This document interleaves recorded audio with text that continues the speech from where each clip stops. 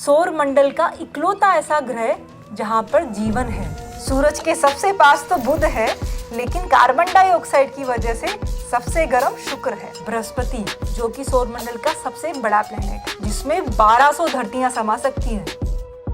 हमारे Galaxy milky वे में इतने सारे तारे हैं और पूरे यूनिवर्स में कितनी ही गैलेक्सी।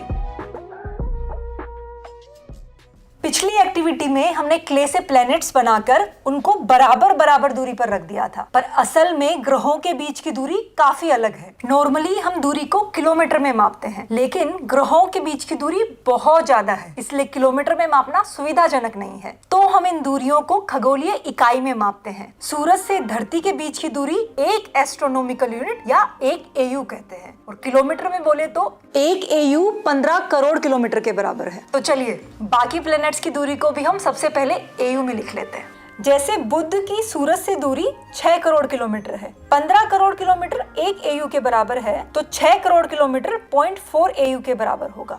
ऐसे ही बाकी प्लैनेट्स की दूरी को भी हम AU में निकाल सकते हैं।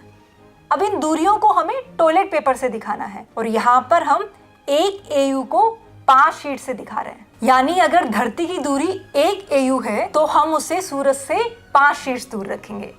तो धरती के लिए तो हमें 5 शीट्स लगी। अब बाकी प्लैनेट्स के लिए कितनी टॉयलेट शीट्स लगेंगी ये निकालने के लिए हम जो उनकी AU में दूरी है उसको 5 से गुणा कर देंगे।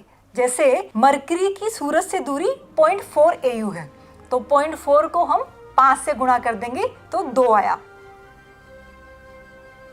तो हम मरकरी को सूरज से 2 शीट्स दूर रखेंगे।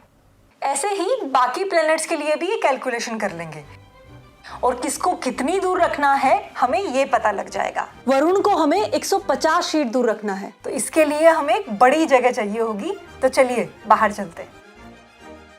और आखिर में सूरज से 150 शीट दूर आता है वरुण, जो कि सौर मंडल का आखिरी ग्रह है।